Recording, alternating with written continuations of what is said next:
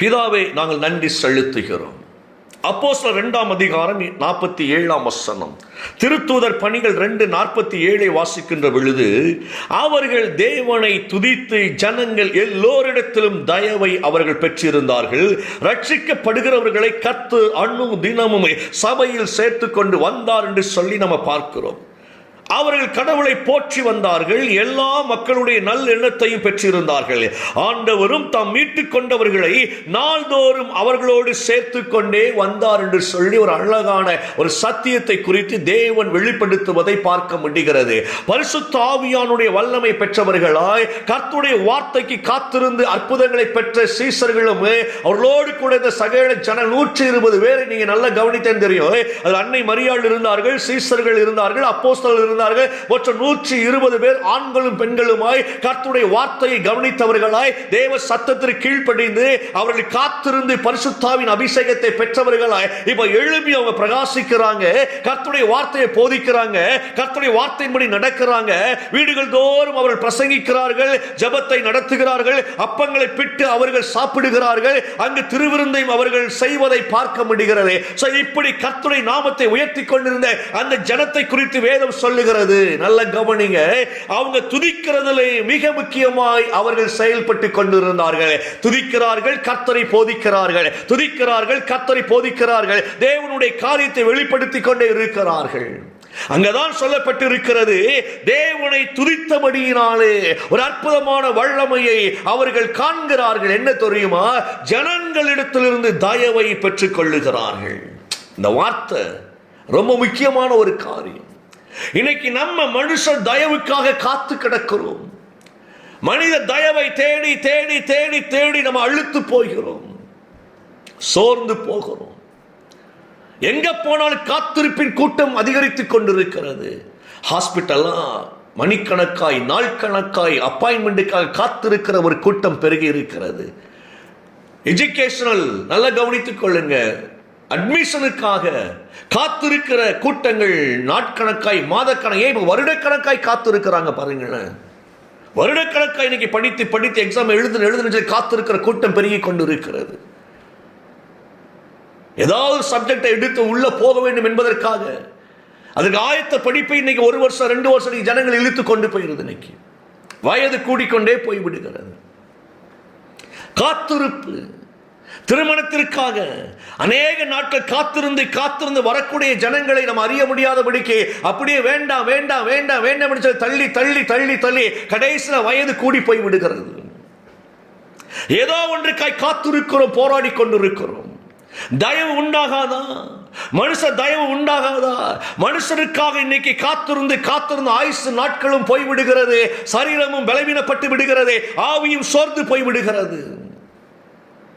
இங்கு வேதம் அழகாய் சொல்லுகிறது, அவர்கள் ஜனங்களிடம் தயவு பெற்றிருந்தார்கள் அப்படின்னு சொல்லப்பட்டிருக்கிறது. தயவு பெற்றிருந்தார்கள், ஜனங்கள் அவர்களை நேசித்தார்கள். இன்னைக்கு நமக்கு தேவை, அது உண்டு. மனுஷ தயவு நமக்கு தேவை, கண்டிப்பா தேவை. ஏன்னா மனுஷ தயவு இல்லாமல் பூமியில ஒருவனும் வாழ முடியாது. ஏதோ ஒரு தயவு நமக்கு தேவை. ஆனால் தயவுக்காக, மனுஷனின் தயவுக்காக நம்முடைய வாழ்க்கை முழுக்க ஒரு தள்ளாடுகிற வாழ்க்கையாய் மாறி வருகிறது. தள்ளாடுகிறோம். பாருங்க, என்ன செய்யணும் தெரியல, எப்படி சம்பாதிப்பது தெரியல, எப்படியாவது சம்பாதிச்சிடலாமையா, எப்படியாவது பணத்தை சேர்த்துடலாம், இவங்க உதவி செய்த நலமா இருக்குமே, இவங்க செஞ்ச நல்லா இருக்குமே. ஓ பாருங்க, ஆனால் கர்த்தருடைய வேதம் அழகாய் சொல்லிக் கொடுக்கிறது. உங்களுக்கு ஒரு ரகசியத்தை சொல்லித்தாரேன். நீங்க கர்த்தரை மட்டும் மகிமையாய் துதிக்க பழகிக் கொள்ளுங்கள். துதித்துக் கொண்டே இருங்க, ஆராதித்துக் கொண்டே இருங்க. இடுக்கமான வாசல்களுக்குள் நீங்க சொல்லுகிற பொழுது கூட கர்த்தரை மகிமைப்படுத்திக்கிட்டே இருங்க. அந்த இடுக்கமான பாதைகள் விசாலமாக்கப்படும் இயேசுவின் நாமத்தில் உங்க துதிகளினாலே. துதி சாதாரண விஷயம் கிடையாது. அதை ஏற்கனவே சொன்ன பார்த்தீங்களா, இஸ்ரவேலினுடைய துதிகளுக்குள் கர்த்தரே வந்து உட்கார்ந்து இருக்கிறார் அப்படின்னு. நீங்கள் துதிக்கின்ற பொழுது துதிகளுக்குள்ள யார் இருக்கிறா? ஆவியானவர் இருக்கிறார். துதிகளின் மத்தியில் வாசம் பண்ணுகிற ஆவியானவர். துதிக்கின்ற பொழுது மழை போன்றிருக்கிற பிரச்சனைகள் நிர்மூலமாகும். ரொம்ப முக்கியத்துவம் கொடுக்கணும் ஆராதனைக்கு, ஆவிக்குரிய ஆராதனைக்கு. நல்ல கவனிங்க அதையும். ஆவியில் ஆராதிக்கிற ஆராதனைக்கு, கர்த்தரை துதிக்கின்ற துதிக்கு நீங்க ரொம்ப முக்கியத்துவம் கொடுங்க. ஆனா சிலரை பார்க்கிறோம், ஆராதனை மட்டும் பிடிக்கும், அதுக்கு மட்டும் உள்ள வருவாங்க, சபைக்குள்ள போவாங்க. ஆராதனை முடிச்சோன்னே வெளியே போயிடுவாங்க. சில கூட்டம், சில கூட செய்திக்கு மட்டும் வரும், உள்ள வருவாங்க, செய்தி முடிச்சோன்னே வெளியே போயிடுவாங்க. சில கூட்டம் கடைசி ஆசீர்வாதத்துக்கு மட்டும் வரும், அதை வாங்கிட்டு போயிடுவாங்க. எல்லாம் அங்க கொஞ்சம் கொஞ்சம் பிச்சு பிச்சு பிச்சு பிச்சு கடைசியில் தேவன் யார் என்று அறியாமல் உலகம் ஓடிக்கொண்டு இருக்கிறது.